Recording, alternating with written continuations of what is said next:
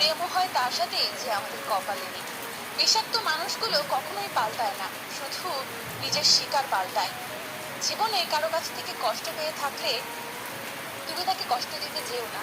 দেখবে একদিন সেই মানুষটাই তোমার থেকে পাওয়া সুখের মুহূর্তগুলো মনে করে কাঁদবে।